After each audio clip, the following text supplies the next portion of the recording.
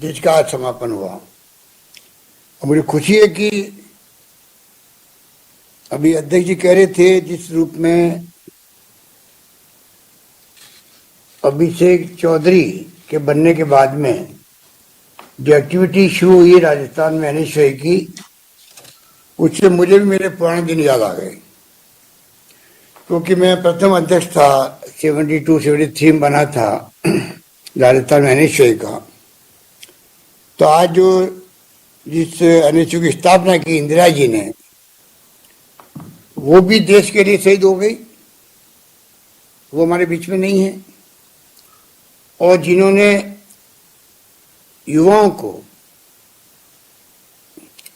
18 साल का मताधिकार दिया देश के अंदर छात्रों को, राजीव गांधी जी, वो भी हमारे बीच नहीं रहे। तो दोनों हस्तियां जो प्रधानमंत्री के रूप में रहे हैं, वो देश के लिए शहीद हो गए। तो आप सोच सकते हैं कि किस रूप में इतिहास जो एनएसयूआई जो जुड़ा हुआ है कांग्रेस से, उसका कितना शानदार त्याग का, बलिदान का, कुर्बानी का इतिहास है, लंबा इतिहास है। लोग जेलों में बंद रहे। पंडित नेहरू तो करीब 10-11 साल तक जेलों में बंद रहे थे। जेल में बंद रहना किसे कहते हैं आप समझ सकते हो, सालों। सभी नेता जेल में गए थे, लाठें खाई, गोलियां खाई, फांसी के फंदे पे चढ़े। और गांधी जी के सानिध्य में पंडित नेहरू ने, सरदार वल्लभ भाई पटेल ने, मौलाना अबुल कलाम आजाद ने, और फिर अम्बेडकर साहब ने बनाया संविधान। और ऐसा माहौल बनाया देश के अंदर आजादी के वक्त में भी कि किस रूप में आने वाले वक्त के अंदर हम देश को, जो लंबे समय से गुलाम था, उससे मुक्त होकर के अब नई पारी शुरू कर रहा देश की, इतिहास की, और किस रूप में हमें आगे बढ़ना है, देश को ले जाना है।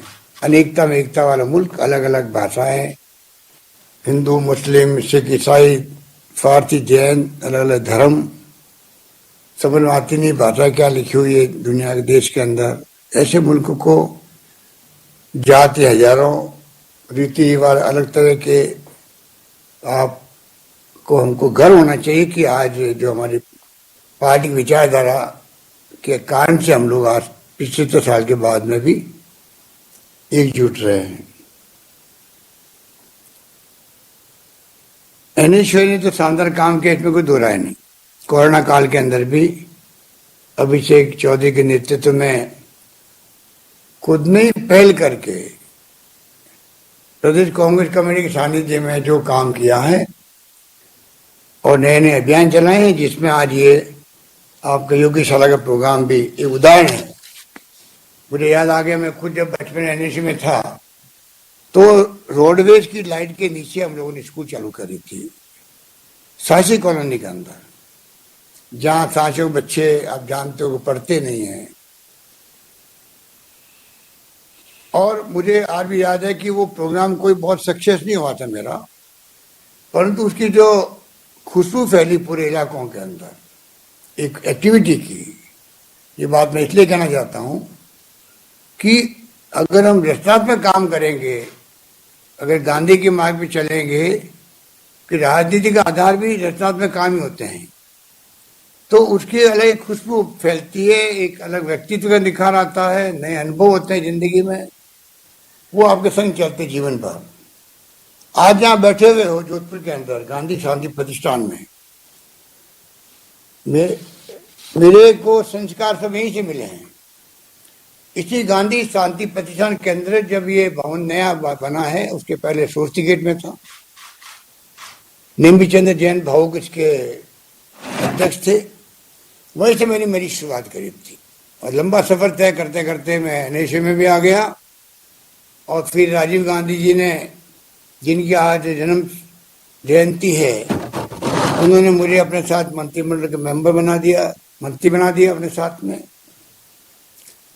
फिर मुझे 34 साल की उम्र में बना दिया प्रदेश कांग्रेस का अध्यक्ष।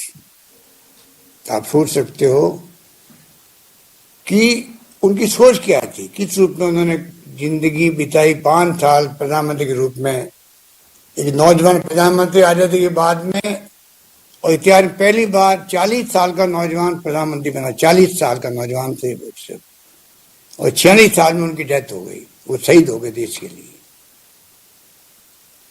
5 साल प्रधानमंत्री के रूप में जो उन्होंने लंबी फहरिस्त, आज सुबह हमने प्रोग्राम किया था, मिस्टर सैम पिट्रोडा को जोड़ा था, जो हमारे उस वक्त में टेक्नोलॉजी मिशन के वो करता धरता थे, उनके देख रेख में उसकी शुरुआत राजीव जी ने करवाई थी 6 मिशन बना के।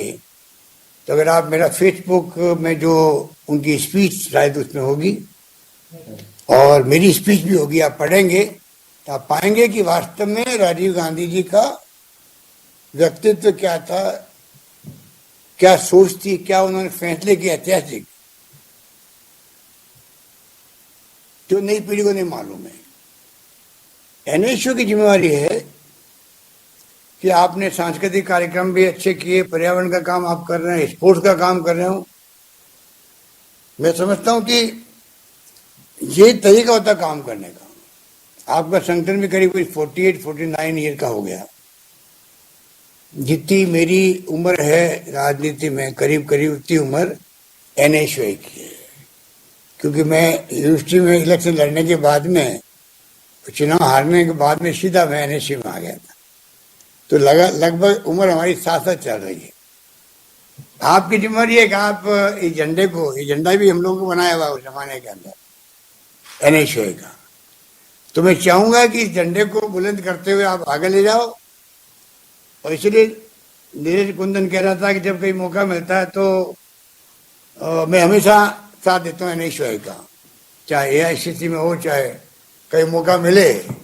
एनएसयू मेरी कमजोरी रही हमेशा, और आज भी है, आगे भी रहेगी। अभी आपके ऊपर है कि मुझे, मेरा और प्रदेश अध्यक्ष जी का आप कैसे उपयोग करें। अध्यक्ष जी ने खुल के बातें कह दी आपको, अपने दिल की, वही भावना हम दोनों की है। हम चाहते हैं कि एनएसयू का संगठन राजस्थान में मजबूत बने। हम दोनों आपके साथ खड़े हैं, सरकार में भी, संगठन में भी। और मैं यहाँ तक कहना चाहूँगा आपको, आप कैंप लगाइए जिला स्तर पर, राज्य स्तर पर, और कुंदन को मैं कहना चाहूँगा आप राष्ट्रीय स्तर का कैंप लगाते हो राजस्थान में, तो राजस्थान की एनएसयू को होस्ट करेगी तो हम पूरा सहयोग करेंगे। तो हम चाहेंगे कि राजस्थान वो जगह बने जहाँ का एक एनएसयू का प्रथम अध्यक्ष राजस्थान में केंद्रीय मंत्री बन गया, 3 बार प्रदेश कांग्रेस अध्यक्ष बन गया, 3 बार एआईसीसी का महामंत्री बन गया, और 3 बार मुख्यमंत्री बन गया। इसलिए हमारा हक बनता है और हमारा दायित्व बनता है, हमारी जिम्मेदारी बनती है कि हम कैसे एनएसयू को देश भर में कैसे आप मजबूत करें। उसमें हम सब मिलकर आपके लिए जो भी कर सकते हैं वो करने के लिए हमें तैयार रहेंगे। सोशल वर्क आप कर रहे हो, मुझे बहुत खुशी हुई। और मैं समझता हूं कि राजीव गांधी जी के ज़माने में जिनकी आज जयंती है, चाहे एंटी डिफेक्शन बिल भी लेकर आए थे, वो राजीव लोंगेवाल एग्रीमेंट हुआ था जब खालिस्तान के नारे लगते थे। इंदिरा जी ने अपनी जान दे दी पर खालिस्तान नहीं बनने दिया, वो इंदिरा गांधी थी। किस प्रकार से नवोदय विद्यालय बनाए गए, मानव संसाधन मंत्रालय बनाया गया, जिसका भी नाम वापस बदल दिया। अभी अध्यक्ष जी कह रहे थे आपको,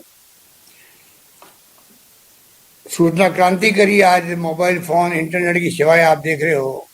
ये तमाम जो सपना उस वक्त देखा था राजवीर जी ने 21वीं सेंचुरी का, उसका परिणाम है। इस रूप में पूरा लेखा जोखा देखें अपन लोग राजीव जी के वक्त का, तो आप पाएंगे कि एक से बढ़ के एक फैसले उन्होंने किए। आसाम पीस अकॉर्ड भी किया, मिजोरम अकॉर्ड भी किया, ऐतिहासिक फैसले किए थे। वो चाहते थे कि पूरे उपमहाद्वीप में शांति स्थापित हो, तो आखिर में उनको शिकार बनना पड़ा लीटे का। वो भी शहीद हो गए, 2 प्रधानमंत्री शहीद हुए, पर देश को आज एक रखा है, अखंड रखा है। राजीव लोंगेवाल जो अकॉर्ड हुआ पंजाब का, वो भी ऐतिहासिक था। तो आप सोच सकते हो कि हमारे नेताओं ने देश के लिए कुर्बानी देना, त्याग करना, बलिदान करना सीखा है, जो संविधान में भी लिखा हुआ है। और कांग्रेस के जो नीति है, कार्यक्रम, सिद्धांत है, वो भी लोकतंत्र, धर्मनिरपेक्षता, समाजवाद का आधार बना के चलते हैं हम लोग। आज जो मुल्क में लोग बैठे हैं, इनको कौन समझाए सत्ता में। तो ये लाइव तस्वीरें हम जयपुर से देख रहे थे, जहां पर मुख्यमंत्री अशोक गहलोत ने पूर्व प्रधानमंत्री राजीव गांधी की 77वीं जयंती पर लोगों का संबोधन किया और उन्हें श्रद्धांजलि दी। इस बुलेटिन में फिलहाल इतना ही। आप बने रहिए हमारे साथ। नमस्कार।